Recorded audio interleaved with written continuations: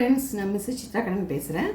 இன்றைக்கி வந்து நான் என்னோடய விநாயகருக்கும் நமஸ்கரிச்சுட்டு தான் நான் வீடியோக்குள்ளேயே போவேன்.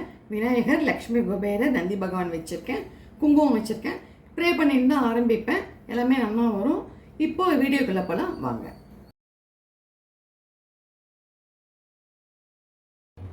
இன்றைக்கி வந்து தமிழ் வருஷ பிறப்பு வருது இல்லையா, ஏப்ரல் 14.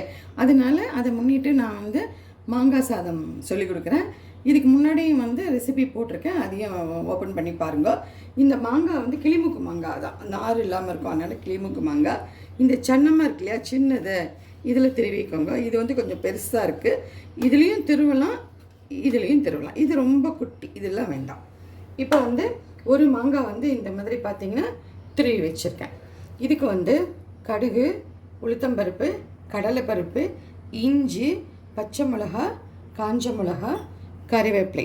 இதில் வந்து பார்த்திங்கன்னா ஒரு டீஸ்பூன் கடுகும் ஒரு டீஸ்பூன் வெந்தயம் ட்ரை ரோஸ்ட் பண்ணி வச்சுருக்கேன். இதை வந்து பொடிச்சு நந்துடலாம். இப்போ வந்து இதில் நல்லெண்ணெய் விட்டுருக்கேன். நல்லெண்ணெய் விட்ட உடனே வந்து கடுகு, இப்போ உளுத்தம்பருப்பு, கடுகு பொரியணும், கொஞ்சோண்டு கடுகு, உளுத்தம்பருப்பு, கடலைப்பருப்பு, இஞ்சி, பச்சை மிளகா, காஞ்ச மிளகா. இந்த பருப்பு வறுக்கும் போதே கருவேப்பிலையும் சேர்த்துருங்க.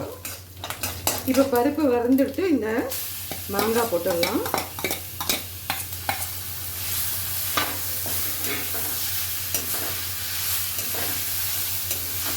இப்போ பார்த்தீங்கன்னா மாங்காய் நல்லா வதங்கிடுத்து. இந்த அளவுக்கு க்ளோஸ்அப்பில் பாருங்கள், இந்த அளவுக்கு வதங்கினா போதும்.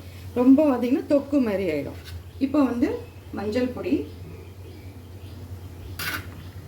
உப்பு, ருசிக்கு ஏற்ற உப்பு, இதை போட்டு கலந்து. இப்போ நம்ம எடுத்து வச்ச பச்சரிசி சாதம் நான் வந்து இதால் 1 கப் அளவுக்கு வச்சுருக்கேன். உங்களுக்கு எவ்வளோ வேணுமோ நீங்கள் போட்டு.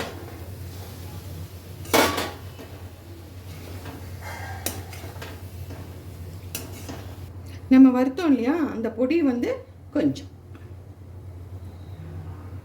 போட்டு நம்ம நல்லா கலந்து விட்டுடலாம்.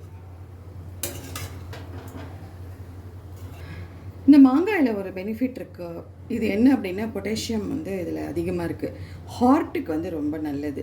ஜென்ரலாக எல்லாருமே வந்து சாப்பிடலாம். சுகர் இருக்கிறவ வந்து மாம்பழம் சாப்பிட முடியாது, ஒரு துண்டு எடுத்துக்கலாம், இது சேர்த்துக்கலாம். ஹார்ட்டுக்கு ரொம்ப நல்லது, இது சேர்த்துக்கலாம். மாங்காய் சம்மந்தப்பட்டது எல்லாமே. சுகர் பேஷண்ட் இல்லாதவா மாம்பழமும் சேர்த்துக்கலாம், அதுவும் ரொம்பவே நல்லது. சீசன் ஃப்ரூட் இது. இப்போ வந்து பார்த்திங்கன்னா இந்த சாதம் ரெடி ஆகிடுத்து. இதில் வந்து கொஞ்சமாக வேர்க்கடலை, உங்களுக்கு எவ்வளோ வேணுமோ வேர்க்கடலை போட்டுக்கோங்க. அப்புறம் வந்து ஒரு கரண்டி நல்லெண்ணெய், ஒரு டீஸ்பூன், இதுதான். இந்த அளவுக்கு விட்டு நம்ம மிக்ஸ் பண்ணிடலாம். இது வந்து பார்த்திங்கன்னா வருஷப்பருப்பு ஸ்பெஷல். அதை தவிர வந்து மாங்காய் சீசனில் வந்து நம்ம லஞ்ச் பாக்ஸுக்கு கூட இதை யூஸ் பண்ணலாம். ரொம்பவே நல்லாயிருக்கும், ஊறித்துனா ரொம்ப நல்லாயிருக்கும் சாப்பிட்றதுக்கு. நம்மளோட மாங்காய் சாதம் ரெடியாக எடுத்து தமிழ் வருஷ பருப்புக்கு. இது வந்து வெள்ளரிக்காய் வந்து நல்லா தூள் எடுத்துகிட்டு நான் இது திருவினேன் இல்லையா, அதே திருவிழா இது திருவி வச்சுருக்கேன். தயிரும் கொஞ்சம் உப்பும் போட்டிருக்கேன்.